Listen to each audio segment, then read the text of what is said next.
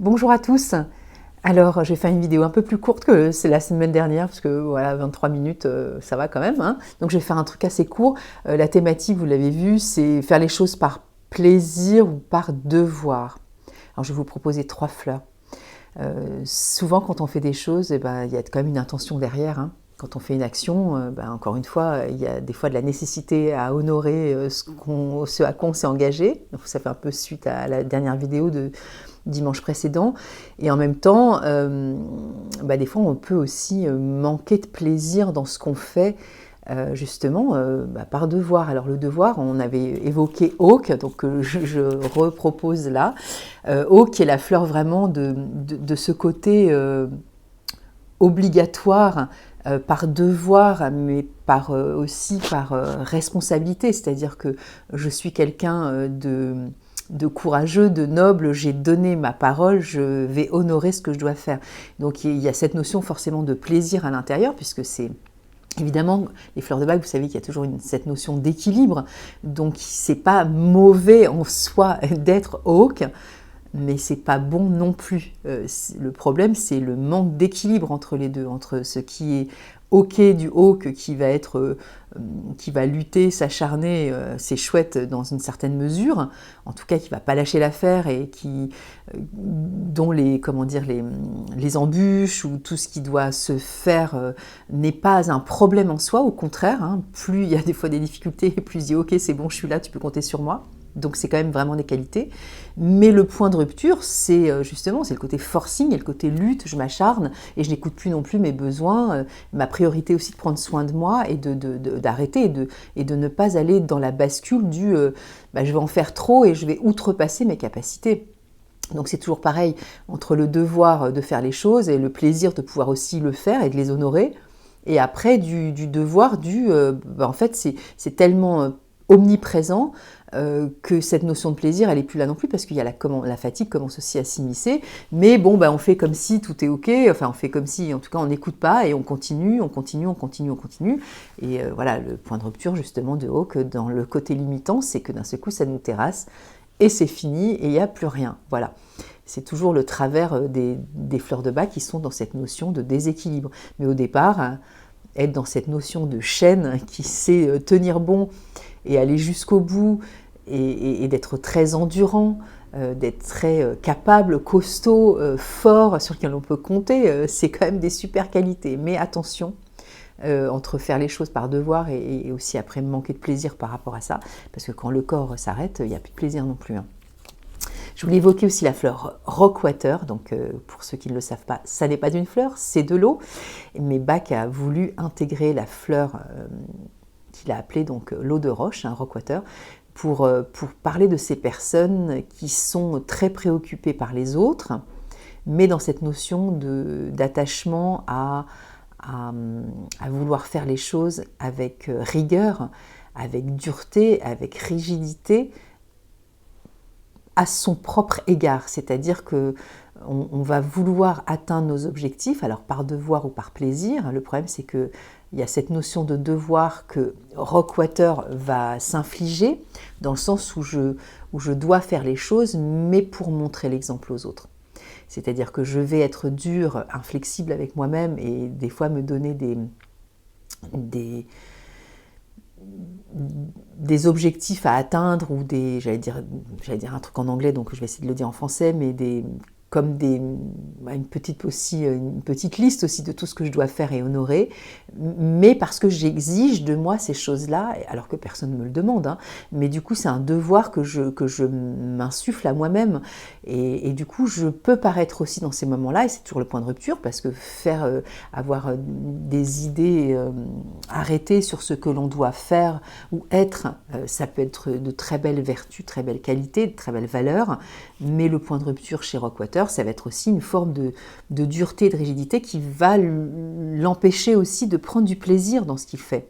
C'est-à-dire que dès que ça devient que de la limite du je dois être parfaite ou je dois faire ça avec une forme d'exigence, même voire de l'intransigeance aussi, à prendre du plaisir à faire les choses parce que je dois les faire et que des fois dans la vie il n'y a pas de plaisir et qu'il faut que ce soit fait aussi avec dureté. Alors je dirais pas de la méchanceté à son encontre, mais il y a une forme aussi de non-autorisation aussi à être sympa avec soi-même aussi, et d'être cool. Bon, je donne toujours ce petit moyen mnémotechnique, je sais pas si ça va vous parler, mais rock, water, rock c'est de la roche, rock. Water, c'est de l'eau, donc l'eau, ça coule, mais c'est aussi cool, donc c'est O-O-L.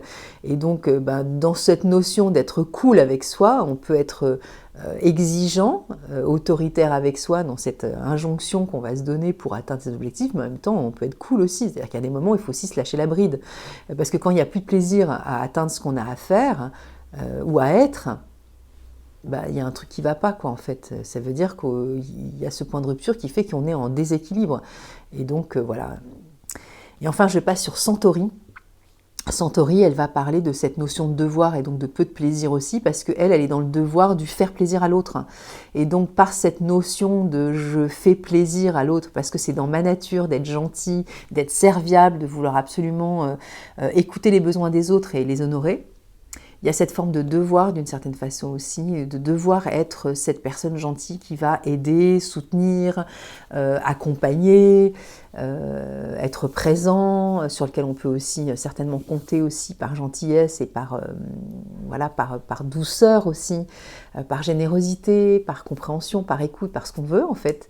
Et il y a cette notion évidemment du point de rupture, je m'écoute pas parce qu'en fait à l'intérieur j'avais pas envie de dire oui mais je fais quand même plaisir à l'autre. Donc où est le plaisir dans le j'accorde aussi ma présence à l'autre et le besoin que l'autre soit aussi satisfait de par mes capacités de don de moi-même, de générosité, de gentillesse, avec le point de rupture je fais plus que l'autre, ce dont l'autre a besoin, que aussi mes propres besoins personnels. Mes propres besoins aussi, c'est de m'écouter aussi et de ne pas toujours être au service de l'autre. C'est aussi être à mon propre service. Et cette notion de plaisir-là, pour le coup, il y a des moments où elle bascule aussi en fait, je suis plus dans le côté servile, d'être au service de l'autre qu'à mes propres besoins.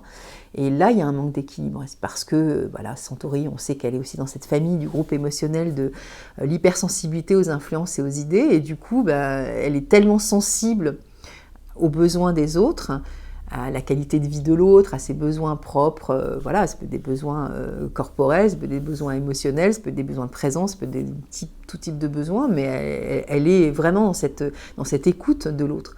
Et du coup, quand on est trop dans l'écoute de l'autre, des fois, on va honorer aussi, c'est une forme de devoir, de se sentir dans la non-négociation, de ne pas rendre service à l'autre et d'être présent pour l'autre. Et il y a quelque chose qui, des fois, n'est pas juste, finalement. Et être dans la présence de l'autre, ok, mais avec cette écoute aussi de soi-même et de ne pas non plus s'épuiser à s'occuper des autres et pas de sa propre vie, finalement. Et sa propre vie, ses propres besoins, et savoir aussi poser des limites, s'affirmer, dire non, être capable aussi, avec mesure, d'être cette personne douce, serviable, gentille, agréable, etc., qui veut plaire et qui veut aussi faire plaisir à l'autre, parce que c'est une quête aussi chez elle, mais tout en écoutant aussi ses propres besoins et savoir aussi, par moments, ne pas honorer cette quête-là, elle n'est pas forcément vécue comme un drame chez elle, donc ça veut dire que cette notion de plaisir, elle n'y est plus, et du coup, c'est pas juste. Parce que cette notion de joie et de plaisir doit être aussi dans toutes ces formes d'investigation qu'on a dans la vie, dans l'implication qu'on a aussi à la relation au monde.